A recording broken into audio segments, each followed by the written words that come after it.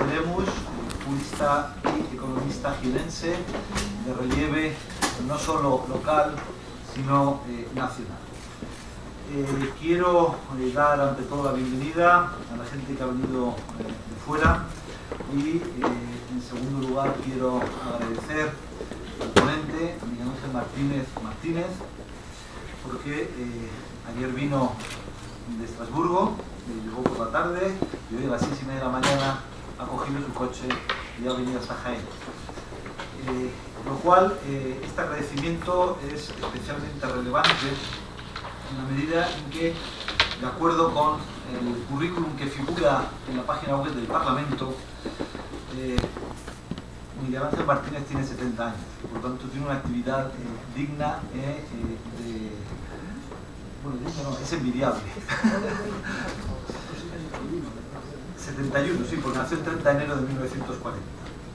Bien, dado que vamos con cierto retraso, seré extremadamente breve en la presentación de Miguel Ángel.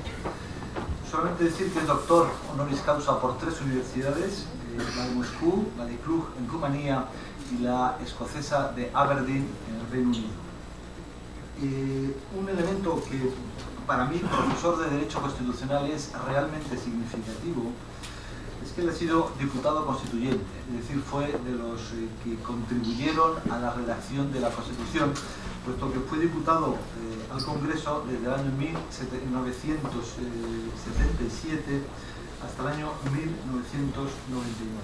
Posteriormente, insisto en esta idea de esta actividad parlamentaria en España, porque también ha sido contemporáneamente, fue de la Asamblea Parlamentaria del Consejo de Europa, de la que fue vicepresidente, y luego llegó también a la presidencia de esa Asamblea Parlamentaria del Consejo de Europa. A partir del 99, pues es diputado al Parlamento Europeo y en la actualidad es el vicepresidente.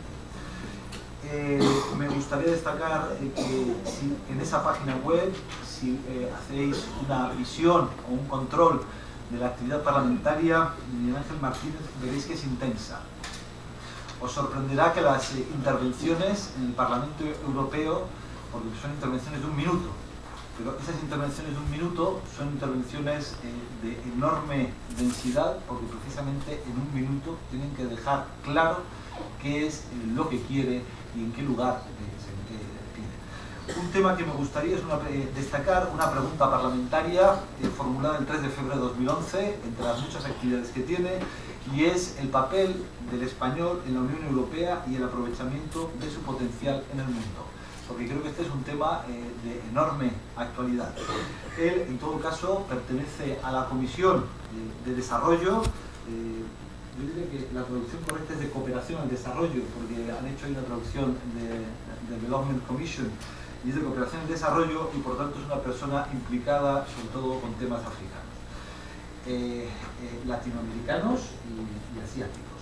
Y de hecho, precisamente, es de lo que nos va a hablar. Reitero mi agradecimiento. Miguel Ángel, por favor. Bueno, pues muchas gracias, buenos días. En primer lugar, pues desde luego, manifestar la satisfacción por esta invitación y por la oportunidad de venir a comunicar con un grupo tan significativo, tratando de informar, de aclarar, de escuchar también. En definitiva, pues es cumplir con mi obligación de eurodiputado, y agradecer la oportunidad que el profesor Lozano pues me ofrece de pasar un rato con ustedes. La verdad es que la satisfacción también es grande por volver a Jaén. Yo he sido durante 22 años diputado por Ciudad Real, por lo cual estábamos aquí. No ha habido una campaña electoral en la que no venga, por lo menos hasta Nueva, desde luego pues en Santa Cruz de Morella, Torrenueva o Valdepeña, que no digo mucho. Pues me ha permitido en más de una ocasión pues, pasar los peñaceros y venir a comer por aquí. Y desde luego en más de una ocasión también venir a actividades de mi partido en esta provincia, una provincia como la mía, con una capital significativa pero con tantas poblaciones importantes. No es una provincia, soy de Ciudad también, donde la capital se come al resto de la provincia, sino que hay muchas ciudades de notable interés incluso algunas que por lo menos en mi tierra decimos pueblo, pero cuando se traduce de Europa la gente se queda muy atónita de población de 30.000 habitantes y aún no puede ir al pueblo. El pueblo, por ahí pues eso, que son 1.000 habitantes, si acaso. Satisfacción también, déjenme decirles, por venir a la universidad. Yo creo que es en primer lugar, para mí es muy importante porque me permite revivir, siempre que vengo a la universidad, lo que fueron mis inicios en la vida, en la acción política, hace 51 años ya, en lo que fue la resistencia contra la dictadura que vivíamos entonces, organizando y movilizando a las juventudes feministas clandestinas en la Universidad Complutense y pagando el precio que se pagaba en aquellos momentos por eso, es decir, donde se puedan sorprender a alguna gente joven, pues pagando el precio de torturas, de juicios que eran una burla, de años de cárcel y de años de exilio, después de afortunadamente haber sido bastante escaparse uno de la correspondiente prisión.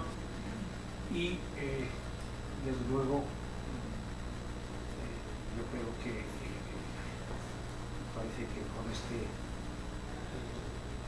confesarles también pues, que el estar en comunicación con estudiantes y procuro hacerlo lo más posible, pues es algo que nos mantiene permanentemente en un cierto nivel de juventud. Desde luego,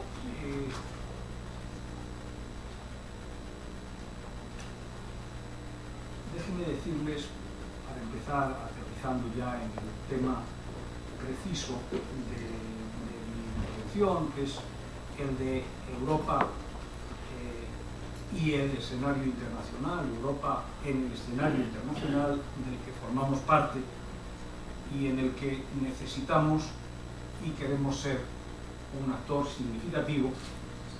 Queremos ser un actor significativo en el escenario mundial, primero para defender los intereses de los europeos y las europeas, pero también para impulsar ese escenario mundial en base a determinados valores que son los que proclamamos, por lo menos, que identifican al proyecto de articulación continental, al proyecto de construcción europea.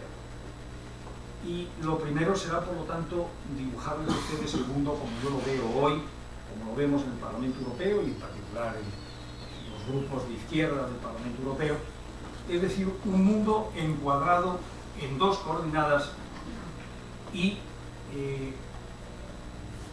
afectado, perturbado en cualquier caso por un fenómeno que enfrentamos como el reto principal o más inmediato, más urgente y más angustioso. Déjenme primero que les diga un par de palabras respecto del fenómeno este que perturba el proceso. Me refiero naturalmente a lo que es la crisis, que a todos nos afecta, y no nos afecta por igual. Ha dicho mi preopinante que yo me ocupaba de cooperación para el desarrollo. Me ocupo con mucha intensidad. Vivo permanentemente en la situación, sobre todo de África y de América Latina, y desde luego la crisis está afectando de una manera tremenda a los países. Cuanto más débiles, cuanto más vulnerables, más dramáticamente les está afectando. A veces parece increíble desde Europa, parece que se nos está hundiendo el mundo, parece increíble imaginar hasta qué punto hay países infinitamente más afectados que nosotros por el tema de la crisis. En cualquier caso, yo creo que lo que es evidente que constituye el principal desafío al que nos estamos enfrentando y al que debemos enfrentarnos para encontrar una solución. Pero vamos con las dos coordenadas que les decía. La primera, novedosa, sorpresiva y desde luego bastante reciente, es la globalización de la economía. Es decir, parece, quizá esto no necesita como punto de partida mucho comentario, porque es una evidencia que tenemos todos. La economía ha dejado de pararse en las fronteras de los estados, ni siquiera de los continentes, para operar a nivel planetario, y luego tendremos ocasión de comentar algo más al respecto. La segunda coordenada, también fundamental, es el multilateralismo como mecanismo ya universalmente, unánimemente reconocido para gestionar políticamente, para ordenar democráticamente el quehacer y el devenir de la comunidad internacional. Y aquí sí hace falta detenernos para echar la vista atrás por lo menos 4 o 5 décadas.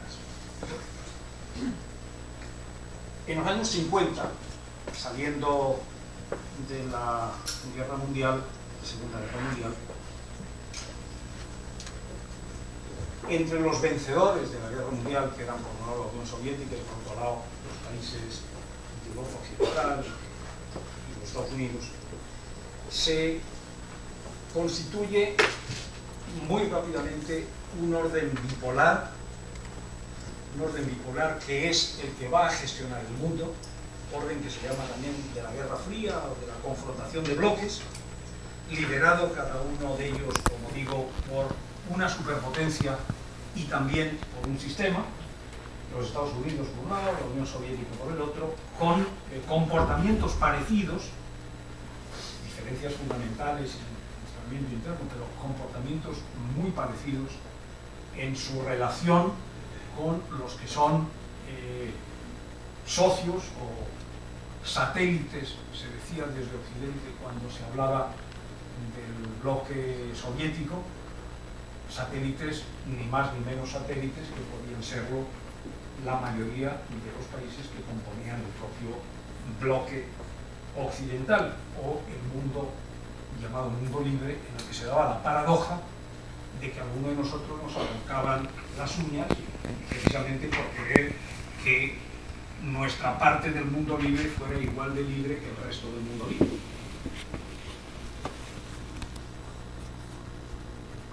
La frase de algún dirigente norteamericano que se traduce en castellano real: son unos hijos de puta, pero son nuestros hijos de puta. Bastardo en inglés, pero bastardo en inglés es lo que yo he dicho. Esa era una realidad que a nosotros nos ha tocado vivir a lo largo de 40 años, o de 35, pero los 5 primeros se los podemos exonerar. En cualquier caso, lo que todos hemos comprobado es que a final de los años 80, después de 3 décadas y media, a final de los años 80, es decir, hace 20 años más o menos, se desintegra la Unión Soviética, yo creo que como resultado de sus propios fracasos y sobre todo de la distancia colosal que había entre lo que se decía y lo que se creía y la realidad que allí se había construido, y se desmorona el bloque del este. Se acaba el orden bilateral, se produce una gran esperanza, pero esa gran esperanza va a ser frustrada inmediatamente, porque lo que nos encontramos es que al bilateralismo le sucede otro esquema, a mi modo de ver, indecente y desde luego inviable, afortunadamente inviable, de unilateralismo. Ese es un esquema en el que los Estados Unidos han quedado como la única superpotencia y quienes están administrando los Estados Unidos en aquellos momentos afirman que al ser la única superpotencia, al haber vencido su bloque al otro bloque, tienen los Estados Unidos derecho, autoridad y casi obligación de articular primero y de administrar y gestionar el mundo como único dueño, como árbitro, juez y árbitro, en función de sus intereses, en función de sus valores y en función de sus estrategias. En ese esquema, los demás países se dividen entre amigos y enemigos. Los enemigos son el eje del mal, a quien se considera con derecho para agredir en cualquier momento, sencillamente porque han entrado en ese capítulo, y los amigos pues se clasifican entre peones a capataces del cortijo, que es propiedad del amo, que es el que gestiona y el que por lo tanto pues ve al capataz. Entonces claro que el capataz tiene la tarea de pastorear a los peones, claro, entonces se le trata quizá un poquito mejor. Por cierto, si se le sienta a su mesa al capataz, se le sienta a su mesa a veces colocando los zapatos y las botas incluso sobre la propia mesa a la cual uno sienta la rata. Por cierto, que yo tengo que decir que a esa carta se apuntó quien en aquellos momentos gobernaba España. A la carta, yo creo que además, no tengo inconveniente en citar a José María Aznar en primera persona, yo creo que de buena fe, convencidos de que ese mecanismo y ese esquema era el que iba a perdurar y que efectivamente el interés de cualquiera pues era ponerse al servicio del amo. El problema es que la historia va muy deprisa en estos últimos años y aquello se deslizó por un tobogán imposible que nos llevó a aventuras tan locas y sobre todo tan evidentemente ilegales y hasta criminales como la guerra de Irak, y desde luego aquello nos llevó también a una notable pérdida de dignidad y de credibilidad, sobre todo de confianza en el contexto europeo, donde nuestro proceso de transición democrática nos había generado un crédito notabilísimo. No se entendió por muchos en Europa que el país que más se había beneficiado de su incorporación al proyecto de articulación continental, pues de pronto le diera la espalda a la construcción. Cierto que no le daba la espalda solo, le daba la espalda entre otros con los británicos. Pero los británicos siempre han estado a mitad camino entre un continente y otro. Más cerca geográficamente de un continente que de otro, pero más cerca culturalmente, lingüísticamente, etcétera, de quien fue su colonia que de quien fue su adversario, Atalia. Y por lo tanto, yo creo que se le tenía menos en cuenta al Reino Unido que a nosotros. Afortunadamente, en un proceso electoral donde, por cierto, quienes ganaron o ganamos las elecciones, las ganamos con el eslogan de volver a Europa. Volver a Europa. Es donde probablemente nunca debimos alejarnos. En cualquier caso, y afortunadamente, la situación que les he nombrado de unilateralismo iba a durar muy poquito. Iba a durar apenas 15 años. Yo creo que su propia incoherencia con los valores proclamados, porque se proclamaba democrático y era profundamente antidemocrático como mecanismo, y el resto de los países, y de los países cada vez más serios, más poderosos, incluso en el propio contexto geopolítico, podría decirse, de quien lideraba aquella construcción, pues iban a hacer que esto se viniera abajo, y además iban a hacer afortunadamente que se viniera abajo desde donde debía producirse, que es desde la propia entraña de la sociedad norteamericana y de los Estados Unidos. Yo creo, lo he dicho y lo he escrito en algún momento, que Barack Obama ganó las elecciones a la presidencia de los Estados Unidos precisamente rechazando pública y oficialmente el unilateralismo como inviable y como antidemocrático. Y es verdad que ya eso solo era merecedor, entiendo yo, del premio Nobel, que algunos le contestaron. No ha hecho, no se ha hecho. Usted ha cambiado el escenario mundial, lo ha cambiado de arriba abajo. Ha acabado con el unilateralismo, que probablemente hubiera acabado de otro modo también, pero bueno, pero ahí estaba acabado. Él fue el que lo ha enterrado. Y además lo ha enterrado diciendo sí podemos, ¿verdad? Diciendo que sí podemos, y si podemos, debemos articular un orden mundial distinto, evidentemente mucho más complicado, porque lo que es evidente es que lo que no vale es cambiar el unilateralismo, que hay uno que manda y los demás que obedecen, por un mecanismo donde en vez de ser uno, pues sean tres los que manden y los demás obedezcan. Incluso no vale aunque uno de los tres seamos nosotros, no vale.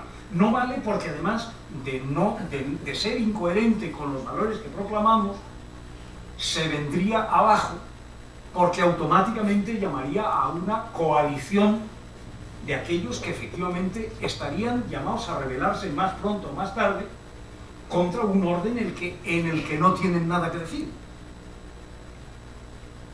Por lo tanto, yo creo que en ese momento es en el que estamos, en el reto, ¿verdad?, de cómo articular ese orden multilateral y de cómo articular ese orden multilateral, entre otras cosas, para meterle mano a la globalización de la economía y resolver el problema que nos está dando el que la globalización de la economía se caracterice por el descontrol total, y en particular el total descontrol democrático de lo que es el funcionamiento de esa economía. Miren ustedes, desde hace más de una década, yo creo que algunos, bastantes de nosotros, habíamos anticipado este escenario. Nos dijeron que no, por qué, qué tal. Estaba claro que muchos habíamos comprendido que la Unión Europea necesitaba prepararse, articularse, ampliarse, precisamente para poder jugar como un actor global poderoso y consecuente, coherente con sus ideas, atrevido, responsable en definitiva, responsable sobre todo, corresponsable de lo que hubiera que hacer. La verdad es que el problema es que, a pesar de haberlo entendido, habíamos perdido una década buscando el cómo, el qué. Habíamos perdido una década donde, si se fijan ustedes, los demás actores globales, incluso aquellos que nos reconocen no solo como amigos, sino como indispensables aliados para esta operación, porque no piensan, brasileños, chinos, norteamericanos, como Obama a la cabeza, no piensan que este sistema pueda articularse con la ausencia de los europeos. Pero sin embargo, es verdad también que durante ese tiempo, durante una década, hemos estado buscando, tanteando, mirándonos el ombligo, superando inconvenientes, enfrentando provincianismos y desde luego en el primer tiempo, desde luego, pues, con una resistencia grande también que venía desde fuera. La Constitución Europea, recordarán ustedes, fue precisamente un capítulo importante en ese proceso. Nosotros la ratificamos, pero desde luego era el mecanismo idóneo, el instrumento para efectivamente hacer de Europa ese actor global capaz de incorporarse al proceso que se estaba dando sin nosotros y en el que se reclamaba, sin embargo, nuestra presencia y nuestra actuación. No vamos a decir